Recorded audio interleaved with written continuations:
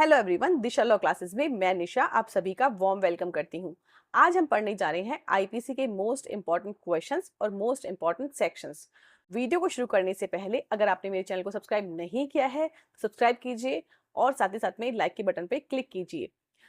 IPC बहुत ही ज़्यादा most important subject है क्योंकि ये बच्चों आपको बहुत ही काम आने वाला है आपकी प्रैक्टिस में। अगर आप जुडिशरी का एग्ज़ाम देंगे तो आपको वहाँ भी ये बहुत हेल्पफुल होगा। पूरे के पूरे जो हमारा जो ऑफेंस का सिस्टम है कि किसी व्यक्ति ने कौन सा अपराध किया है, ये सभी बातें जो हैं वो आईपीसी में मेंशन की गई हैं कि क्या उसने अपराध किया है, क्या उस अपराध की परिभाषा में वो कवर हो रहा है, उसकी सजा कितनी होगी, ये सब आईपीसी बताती है। तो 4 जो मेजर लॉ हैं, सीआरपीसी, सीपीसी, आईपीसी और एविडेंस, इसमें से आईपीसी बहुत ही ज़्यादा मोस्ट इम्पॉर्टेंट है। आपको इसको डायरेक्ट से पढ़ना है, लेकिन चूंकि समय इतना नहीं है कि आप डायरेक्ट पढ़ेंगे, इसलिए आईपीसी के जो मोस्ट इंपॉर्टेंट क्वेश्चंस हैं जो आपके एग्जाम में आने की पूरी संभावना है, specially for the LLB exams, इसके अलावा एलएलबी सेकेंड ईयर के एग्जाम्स के लिए, या फिर एलएलएम में जो जो भी स्टूडेंट जो है क्रिमिनल ब्रांच से कर रहा है या डिप्लोमा कर रहा है फॉरेंसिक साइंस में, उन सभी के लिए वीडियो यूजफुल होने वाला है क्योंकि आज हम उन सेक्शंस को डिस्कस करेंगे जहाँ पे आपके प्रश्न आने की पूरी संभावना है।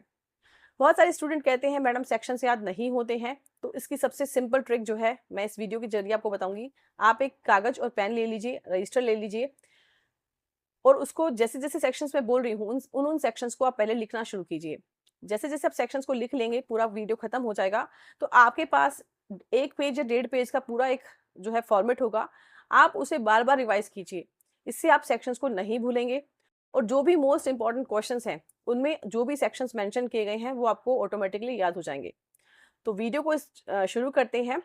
सबसे पहले जो मोस्ट इम्पॉर्टेंट आईपीसी के बारे में चीज़ है वो ये है, आईपीसी में टोटल कितने सेक्शंस हैं। आईपीसी में टोटल 511 सेक्शंस हैं और टोटल इसमें 23 जो है चैप्टर हैं। 511 सेक्शंस, 23 इसमें चैप्टर मेंशन किए गए हैं क्योंकि किसी भी किताब को पढ़ने से पहले उसकी जानकारी हमें होना ज़रूरी है कि आखिर उसमें सेक्शंस कितने हैं, कितने चैप्टर्स हैं। आईपीसी जो है बहुत ही पुराना कानून है जो 1860 का है, जब फर्स्ट लॉ कमीशन हमारे यहाँ पे प्रथम विधि आयोग की जो रिपोर्ट पे लॉर्ड मैकाले ने इसको पूरा बना के तैयार किया था। सो आईपीसी के मोस्ट इंपॉर्टेंट सेक्शन में से सबसे पहला जो क्वेश्चन आपका आईपीसी में बनता है वो बनता है कि अपराध किसे कहते हैं, अपराध की कौन कौन सी अवस्थाएं हैं और अपराध के कौन कौन से असेंशियल एलिमेंट्स हैं, और अपराध जो है उसके लिए इंटेंशन का होना जरूरी है या फिर नहीं है। ये 4-5 क्वेश्चंस मैंने एक साथ बोल दिए हैं, लेकिन चारों पांचों जो क्वेश्चंस हैं इनके आंसर लगभग लगभग सिमिलर होंगे। आपको लगभग चारों क्वेश्चंस के आंसर आपस में मिला करके एग्जाम में लिखना है। आपसे प्रश्न पूछता है अपराध की कौन कौन सी अवस्थाएं हैं, तो अपराध की 4 अवस्थाएं हैं। पहली है इंटेंशन, दूसरी है प्रिपरेशन, तीसरा है अटेम्प्ट और चौथा है कमीशन। अगर आपसे पूछता है किसी अपराध के लिए किन चीजों का होना जरूरी है, तो सबसे पहले है मानव, दूसरा है उसके मन में दुराशय, तीसरा है that means bad intention, third है कोई भी कार्य, और चौथा जो है उसमें मेंशन किया गया है इंजरी, क्षति। इन चारों चीजों का होना जरूरी है किसी भी अपराध के लिए। अपराध की परिभाषा, इसमें आप ब्लैकस्टोन, केनी या फिर ऑस्टिन, इनमें से कोई भी राइटर जो है, कोई भी थिंकर है, उसकी डेफिनेशन को आप कोट कर सकते हैं। अपराध किसे कहते हैं, अपराध की परिभाषा को डिफाइन किया गया है आईपीसी के सेक्शन 40 में। तो आप वहां से सेक्शन उस परिभाषा को वहां भी रेफर कर सकते हैं अपने आंसर राइटिंग में। तो सबसे पहले आपको पता होना चाहिए अपराध किसे कहते हैं, दूसरा है अपराध की कौन कौन सी स्टेजेस हैं, तीसरा है अपराध जो है उसके कौन कौन से तत्व हैं जिसमें मैंने बताया आपको मानव होना चाहिए, उसके मन में दुराशय होना चाहिए, तीसरा जो है उसे जो है कार्य करना जरूरी है, और चौथा है क्षति। इन चारों चीजों का एक साथ होना जरूरी है। इसमें कई बार एक लैटिन मैगजीन पूछ लेते हैं कि एक्टस नॉन फेसेट मेंस ट्रिया, तो ये क्या होता है एक्सप्लेन कीजिए, तब इसमें भी आंसर लगभग यही आएगा। किसी भी अपराध के लिए 2 चीजों का होना जरूरी है एक साथ, वो है आपका एक्टस रियस और मेंस रिया। अर्थात अगर सिर्फ मेंस रिया है, जैसे मैं बैठ करके सोच रही हूँ मैं किसी का मर्डर करूंगी, तो ये अपराध नहीं होगा। मैं जाकर के किसी को गलती से मार दूं, मेरा इंटेंशन नहीं है, तो भी अपराध नहीं होगा। तो किसी भी अपराध के लिए जरूरी चीज है वो है 2, एक तो एक्टस रियस और मेंस रिया, अर्थात अपराध के लिए कार्य का होना जरूरी है प्लस दुराशय का भी होना जरूरी है। तो ये क्वेश्चन आपके एग्जाम के पॉइंट ऑफ व्यू से मोस्ट मोस्ट मोस्ट इंपॉर्टेंट है। ये क्वेश्चन आप मान लीजिए कि 90% आने की पूरी संभावना है, तो इस प्रश्न को बहुत अच्छे से तैयार कीजिएगा। अगला प्रश्न आपका बनता है सेक्शन 2, 3, 4 से। जिसमें लिखा हुआ है टेरिटोरियल नेक्सस, राज्य क्षेत्रातीत प्रवर्तन का सिद्धांत क्या होता है। देखिए बच्चों, अगर कोई व्यक्ति भारत में अपराध करता है, अगर इंडिया में कोई अपराध करता है, चाहे कोई भी व्यक्ति हो, चाहे वो इंडियन है चाहे वो फॉरेनर है, तो उस पे आईपीसी लगती है। ये कहाँ मेंशन किया गया है? सेक्शन 2 में 3-4 जो है ये मेंशन करते हैं कि अगर कोई व्यक्ति भारत से बाहर अपराध करता है तो उस पे भी आईपीसी लगती है। अगर वो व्यक्ति भारत का नागरिक है, या फिर वह अपराध जो है भारत में रजिस्टर्ड किसी पोत या विमान पे हुआ है, या फिर भारत में स्थित किसी कंप्यूटर को निशाना बना के कोई अपराध किया गया है, तो उस पे भी आईपीसी लागू होगी। तो सेक्शन 2, 3, 4 ये आपको एक साथ पढ़ने हैं। ये तीनों सेक्शंस बहुत मोस्ट इंपॉर्टेंट है, जो आपके एग्जाम के पॉइंट ऑफ व्यू से जो है आपको याद करने हैं। इसके बाद आपको पढ़ना है, देखिए कुछ डेफिनेशंस जो है सेक्शन 20, 21, 22, जैसे कि न्यायाधीश किसे कहते हैं, न्यायालय किसे कहते हैं, लोक सेवक किसे कहते हैं, पब्लिक सर्वेंट क्या होता है, गवर्नमेंट सर्वेंट क्या होता है, जैसे सेक्शन 14 में मेंशन किया गया है। इसके अलावा wrongful gain, wrongful loss, section 23, dishonesty किसे कहते हैं, फ्रॉड किसे कहते हैं, इसके अलावा वैल्यूएबल सिक्योरिटी किसे कहते हैं, डॉक्यूमेंट किसे कहते हैं। ये कुछ परिभाषाएं हैं जो आपके एग्जाम में जनरली आती हैं, जो कि लगभग 5 नंबर की होती हैं। 8 परिभाषाएं आएंगी जिसमें से आपको 4 करनी होती हैं। अगर आपको एक्ट की लैंग्वेज अच्छे से याद है, या फिर आप वो परिभाषा को अपने बेरेक्ट से अच्छे से याद कर लिया है, तब तो आप उस प्रश्न को अटेम्प्ट कीजिएगा। अदरवाइज बच्चों, आप इसमें गप्पे नहीं मार सकते हो, आप इसमें लिख नहीं सकते हो जब तक कि आपको नहीं पता कि आखिर एक्ट में उसके बारे में क्या प्रोविजन मेंशन किया गया है। तो जो जो सेक्शंस मैंने बोले हैं, अगर आपने उसको बेरेक्ट से याद कर लिया तो ये प्रश्न आपके लिए बहुत स्कोरिंग हो सकता है, और आप जो है इसको एग्जाम में बहुत अच्छे से लिख सकते हो और आपको अच्छे नंबर मिलेंगे। इसलिए आपको अगर बेरेक्ट से याद हो जाए तो आप इस प्रश्न को करना, अदरवाइज मत करना। इसके बाद अब हमें क्या पढ़ना है? इसके बाद हमें पढ़ना है सेक्शन 53। उसमें है पनिशमेंट के काइंड, दंड कितने प्रकार के होते हैं। सामान्य रूप से पनिशमेंट जो है वो 5 प्रकार के होते हैं। पहला होता है मृत्युदंड, दूसरा है आजीवन कारावास, तीसरा है कारावास। कारावास 2 तरह का होता है, एक होता है सादा कारावास, एक होता है कठोर कारावास, और चौथा है वो है संपत्ति का समापरण, जिसे हम बोलते हैं फॉरफीचर ऑफ प्रॉपर्टी, और लास्ट में है वो है फाइन। तो पनिशमेंट के काइंड जो है ये मोस्ट इंपॉर्टेंट क्वेश्चन है, ये आपको यहाँ काम नहीं आएगा। इसके अलावा जूरिस्प्रूडेंस की जो 5th यूनिट है, वहां भी ये प्रश्न पूछा गया है कि दंड के कितने प्रकार हैं, पनिशमेंट के कितने टाइप हैं। इसलिए आपको सेक्शन 53 को अच्छे से तैयार करना है। इसके बाद आपको पढ़ना है सेक्शन 76, 79, जिसमें मेंशन किया गया है mistake of fact and mistake of law, तथ्य की भूल और विधि की भूल। देखिए बच्चों, ये जो क्वेश्चन है ना, ये बहुत इंपॉर्टेंट है, इसलिए क्योंकि यहाँ पर एक चीज मेंशन की गई है, ignorance of law is not excusable but ignorance of fact is excusable. अर्थात विधि की भूल जो है वो क्षम्य नहीं होती है, लेकिन तथ्य की भूल जो है वो क्षम्य होती है। तो सेक्शन 76 और 79 जो है, दोनों सेक्शंस में मिस्टेक को के बारे में बताया गया है, भूल के बारे में बताया गया है। इस पे भी आपका एग्जाम में एक प्रश्न बनता है। इसके बाद आपको पढ़ना है सेक्शन 84। सेक्शन 84 जनरली आपकी सीरीज में नहीं होगा। सेक्शन 84 बात करता है कि अगर कोई व्यक्ति अपराध करता है और वो पागल है, जैसे कि उस कार्य की प्रकृति परिणाम को समझ नहीं पा रहा है, वो जड़ है, ल्यूनेटिक पर्सन है, इडियट पर्सन है, या वो बिल्कुल मंद बुद्धि का है, उसे कुछ नहीं पता है कि जो कर रहा है वो गलत कर रहा है, सही कर रहा है, तो 84 का उसे लाभ मिलता है सेक्शन आईपीसी में 84 में, जिसमें उसको अनसाउंड माइंड पर्सन जो है, विकृत व्यक्ति जो है, उसे फायदा मिलता है सेक्शन 84 का, और उससे बाइज्जत बरी कर देते हैं।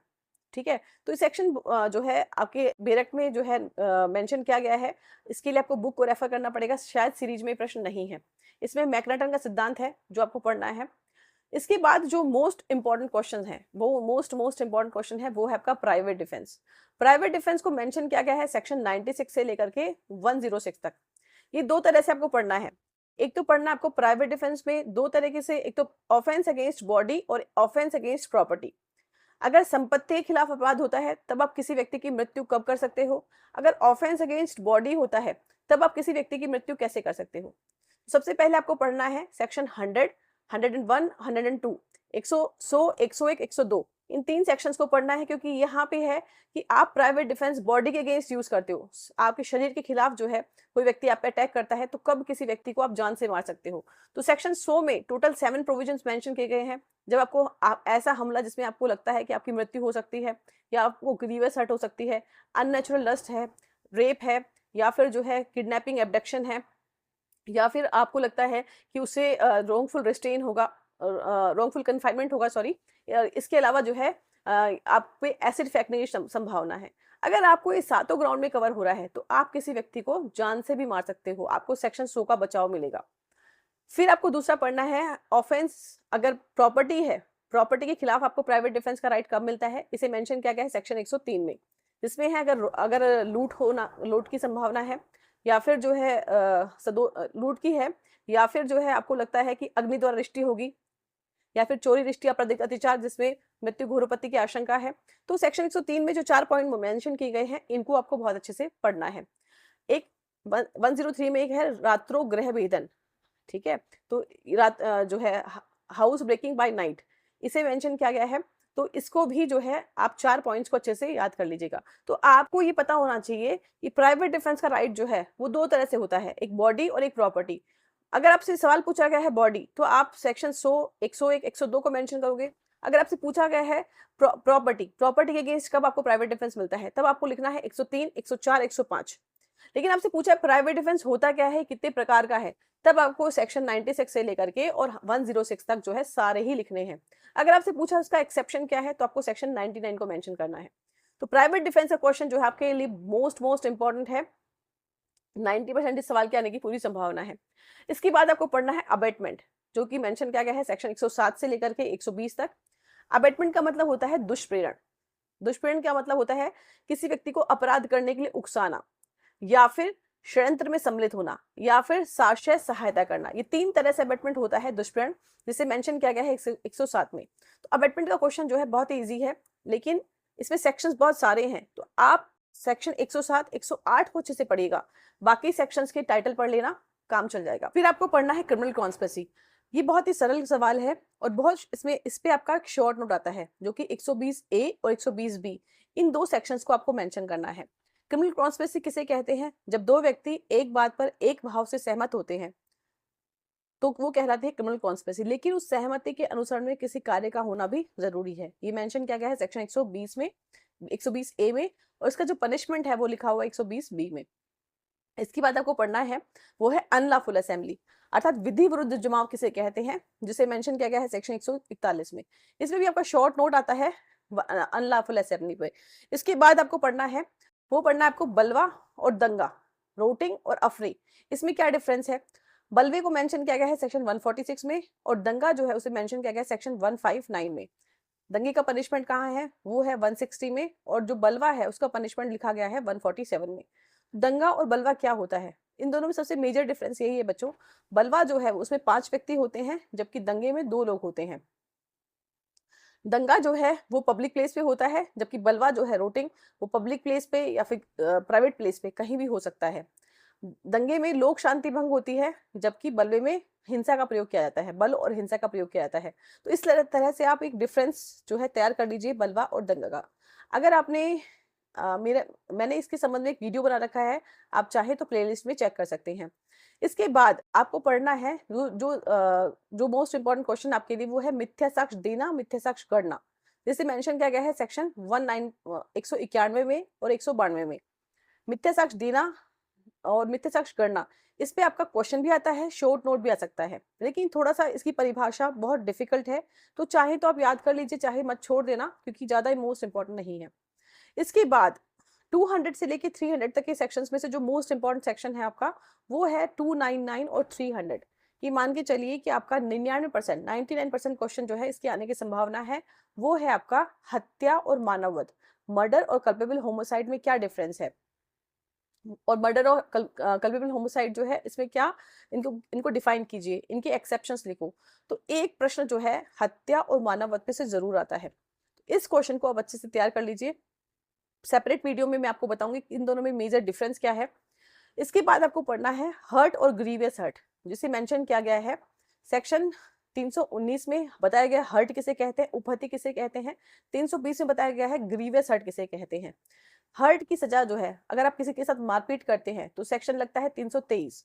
अगर आप किसी के साथ में जो है उसका जो है दांत तोड़ देते हैं, चेहरा खराब कर देते हैं, हड्डी तोड़ देते हैं, तो ऐसे टोटल 8 ग्राउंड है, जिसमें अगर वो कवर होता है तो उसे हम कहते हैं ग्रीवियस हर्ट।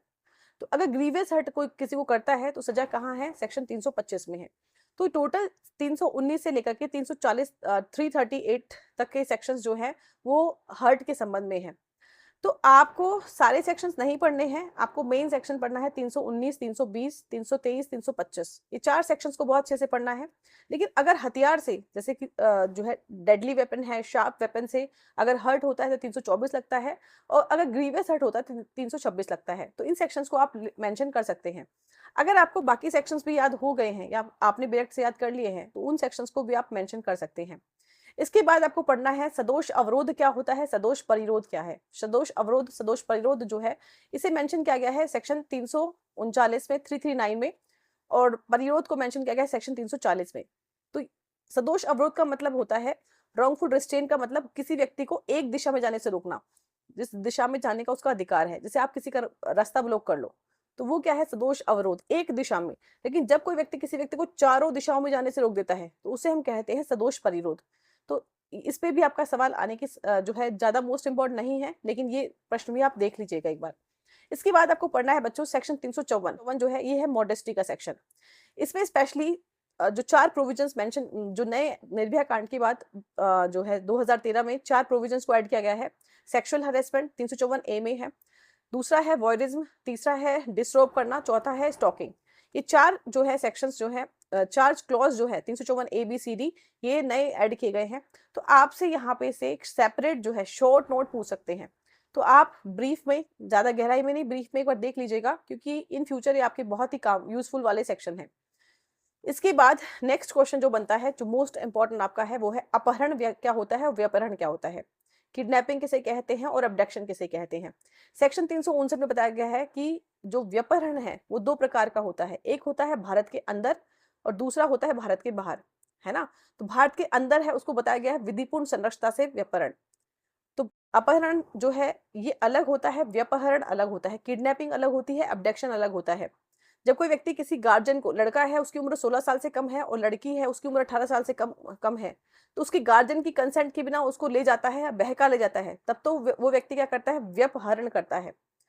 लेकिन जब कोई व्यक्ति किसी व्यक्ति को कहीं ले जाने के लिए बल द्वारा विवश करता है या प्रवंचना पूर्ण उपाय द्वारा उत्प्रेरित करता है, तो वो क्या करता है, अपहरण करता है। तो अपहरण अलग चीज होती है, उस वो सेक्शन 362 में मेंशन की गई है, जबकि व्यपहरण जो है ये अलग चीज है। तो इसमें डिफरेंस पूछते हैं अपहरण व्यपहरण में, तो ये एक बार आप पढ़ लीजिएगा। इसके बाद जो most most most important question है वो है चोरी। चोरी किसे कहते हैं, जिसे मेंशन किया गया है, चोरी की परिभाषा सेक्शन 378 में है, चोरी का पनिशमेंट 379 में है। चोरी किसे कहते हैं, जब कोई व्यक्ति किसी व्यक्ति की जंगम संपत्ति को उसकी सहमति के बिना बेईमानी पूर्वक ले जाने के आशय से उसके कब्जे से हटाता है, तो वो चोरी करता है। चोरी का सेक्शन जो है मोस्ट इंपॉर्टेंट है। चोरी जो है इसका पनिशमेंट 379 में है। घर में चोरी होती है तो 380 लगता है, नौकर चोरी करता है तो 381 लगता है। अगर कहीं पर मृत्युपति की प्रिपरेशन करके चोरी होती है तो 382 लगता है। चोरी का क्वेश्चन जो है अच्छे से तैयार कर लीजिएगा, ये क्वेश्चन इंपॉर्टेंट है। इसके बाद आपको पढ़ना है एक्सटॉर्शन। एक्सटॉर्शन जिसे मेंशन किया गया है सेक्शन 383 में, 383 में, जिसका पनिशमेंट 384 में है। एक्सटॉर्शन का मतलब है किसी व्यक्ति को धमकी देकर उससे पैसे लेना। इसकी परिभाषा इस प्रकार से है, जब कोई व्यक्ति किसी व्यक्ति को क्षति के भय में साक्ष्य डालकर उससे कोई मूल्यवान प्रतिभूति, हस्ताक्षरित, मुद्रांकित परिदत्त करने के लिए बेईमानी से प्रेरित करता है, तो वो एक्सटॉर्शन करता है। तो एक्सटॉर्शन जो है ये किसी व्यक्ति को आपने धमकी दी कि अगर तुमने मुझे पैसे नहीं दिए तो मैं तुम्हारे खिलाफ जो है झूठा केस कर दूंगा, अगर तुमने मुझे पैसे नहीं दिए तो मैं तुम्हारे बेटे को जान से मार दूंगा, धमकी दे के पैसे लेना या कहीं साइन करवाना, तो वो होता है एक्सटॉर्शन। इसके बाद आपको पढ़ना है लूट किसे कहते हैं, लूट और डकैती। लूट में जब कोई व्यक्ति, चोरी का गंभीर रूप जो है लूट है, और एक्सटॉर्शन का जो गंभीर रूप है वो भी क्या है, लूट है। लूट कोई अपने आप में कोई परिभाषा उसकी कोई नहीं है। चोरी द्वारा लूट और एक्सटॉर्शन द्वारा लूट, ये आपको सेक्शन 390 में मेंशन किया गया है। तो 390 में आपको सिर्फ ये पढ़ना है कि चोरी में और या फिर एक्सटॉर्शन में कोई व्यक्ति लूट करता है तो उसमें तत्काल मृत्यु का यदि भय होता है, जैसे कोई व्यक्ति किसी की चेन छीन के ले गया, तो यहाँ पे क्या कर रहा है वो, अब फिलहाल जो नई आईपीसी अब भारतीय न्याय संहिता आने वाली है, वहां पे स्नैचिंग का सेक्शन अलग से डाल दिया, लेकिन पहले क्या करता था कि वो लूट कर रहा है। डकैती में अगर वही काम जो है, चोरी, एक्सटॉर्शन, कुछ भी काम जो है, लूट का काम जो है 5 लोग कर रहे हैं तो डकैती हो जाता है। 5 लोग होते ही डकैती हो जाता है। तो इसलिए लूट और डकैती को आपको सिंपल पढ़ना है, क्योंकि आपके वैसे फ्यूचर में आने वाले सेक्शंस काम के हैं ये। इसके बाद जो मोस्ट इंपॉर्टेंट क्वेश्चन है वो आपको पढ़ना है सेक्शन 405, जिसमें है क्रिमिनल ब्रीच ऑफ ट्रस्ट, आपराधिक न्यास भंग। 403 के साथ में इसका डिफरेंस पूछते हैं। 403 में मेंशन किया गया है दुर्विनियोग किसे कहते हैं। 403 405 में डिफरेंस पूछते हैं, लेकिन मोस्ट इंपॉर्टेंट सवाल जो है आपका है क्रिमिनल ब्रीच ऑफ ट्रस्ट। एक बात आपको नोट करा दो बच्चों, जब भी किसी लड़की के साथ में ससुराल में मारपीट होती है, लड़की घर के छोड़ के चली जाती है, अगर 498 ए 498 ए में क्रूअल्टी का ससुराल वालों पे केस करती है, तो साथ साथ में सेक्शन 406 भी लगता है, क्योंकि जो स्त्री धन जो उसके माता पिता ने दहेज में उसे सामान दिया था, उस सामान की रिकवरी के लिए सेक्शन 406 भी लगाया जाता है। तो प्रैक्टिकल एस्पेक्ट में भी ये सेक्शन बहुत काम का है आपका। सेक्शन 406 में जो न्यास भंग है उसका पनिशमेंट मेंशन किया गया है। इसके बाद ये सेक्शन जो है 405 से लेके 409 तक है। इसके बाद आपको पढ़ना है रिश्ती किसे कहते हैं। रिश्ती किसे कहते हैं सेक्शन 425 से मेंशन किया गया है। रिश्ती का मतलब होता है नुकसान। जब आप किसी व्यक्ति को नुकसान कायित करते हो तो आप क्या करते हो, रिश्ती करते हो। तो सेक्शन 425 से लेकर 440 तक के जो सेक्शंस हैं वो रिश्ती के हैं। सारे नहीं पढ़ने आपको, सिंपल एक बार रीडिंग मारना है। जैसे कोई ब्रिज को नुकसान पहुंचा दे तो रिश्ती कैसे होगी, नाली को किसी के पानी की जो पाइपलाइंस को तोड़ दे तो रिश्ती है, किसी की फसल में आग लगा दे तो 335 में पनिशमेंट होगा, किसी घर में आग लगा दिए तो 336। तो अगर इस तरह से कोई किसी को नुकसान करता है तो वो रिश्ती करता है। इसके बाद आपको पढ़ना है बच्चों 441 441 से लेकर के और 446 तक के प्रोविजंस, जिसमें है क्रिमिनल ट्रेसपास, दूसरा है हाउस ट्रेसपास, तीसरा है आपको लर्किंग हाउस ट्रेसपास और चौथा जो है वो है हाउस ब्रेकिंग। आपराधिक अतिचार, दूसरा है गृह अतिचार, तीसरा है प्रच्छन्न गृह अतिचार और चौथा है गृह भेदन। ये चार ऐसे प्रोविजन है बच्चों जो बहुत ज्यादा मोस्ट इंपॉर्टेंट है। जैसे कोई व्यक्ति मेरे घर में घुस आया और मेरे से मारपीट कर रहा है, तो मारपीट के सेक्शन तो लगेंगे, मेरे घर में बिना परमिशन के आया है, अगर वो रात को आया है तो हाउस ब्रेकिंग बाय नाइट हो जाएगा। अगर वो छुप के आया है, जैसे खिड़की दरवाजे तोड़ कूद करके आया है, छत कूद के आया है, तो गृह भेदन किया है उसने। अगर अपराध करने के आशय से प्रवेश किया है घर में तो गृह भेदन हाउस ब्रेकिंग होगा। तो ये सेक्शंस हो सकता है आपकी सीरीज में नहीं हो जो मैं बता रही हूँ, लेकिन इन्हें आप गूगल की हेल्प से या कहीं और से यूट्यूब की हेल्प से आप एक बार पढ़ लीजिएगा, क्योंकि ये सेक्शन आपको फ्यूचर में बहुत काम आने वाले हैं। इसके बाद जो आपको मोस्ट इंपॉर्टेंट क्वेश्चन आपको पढ़ना है वो है कूट रचना।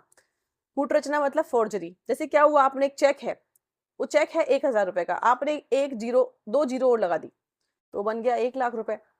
1000 में अगर एक बिंदी लगाई तो 10,000 बना और एक बिंदी और लगा दी तो 1 लाख बन गया। तो अगर आपने ऐसा कुछ किया है तो आपने कौन सा अपराध किया है, आपने किया है कूट रचना। ठीक है, तो 463 में इसको डिफाइन किया गया है और 465 में इसका पनिशमेंट है। इसके बाद आपको पढ़ना है सेक्शन 494, जिसमें है ऑफेंस जो है बताया गया है बाइगेमी, द्विविवाह किसे कहते हैं। सिंपल रीडिंग मान लेना, ज्यादा मोस्ट इंपॉर्टेंट नहीं है। सबसे last last last but not least, सबसे जो मोस्ट इंपॉर्टेंट सवाल है वो है मानहानि। वो मेंशन किया गया है सेक्शन 499 में और 502 तक, 499 से 502 तक के जो सेक्शंस हैं वो मानहानि के हैं। तो आपको मानहानि पर पूरा क्वेश्चन तैयार करना है। मानहानि की जो 10 एक्सेप्शंस हैं वो अच्छे से तैयार करने हैं। इसके अलावा जो आगे के सेक्शंस हैं उनमें से ज्यादा कोई काम का नहीं है, specially for the LLB exams. तो अब तक जो मैंने सेक्शंस आपको बताए हैं, इसका एक चार्ट बनाइए, इनको याद कीजिए। इसलिए नहीं कि आपके एलएलबी में आने वाले हैं ये क्वेश्चंस, आपको ये याद करना है कि ये प्रोविजंस आपको पता होने चाहिए।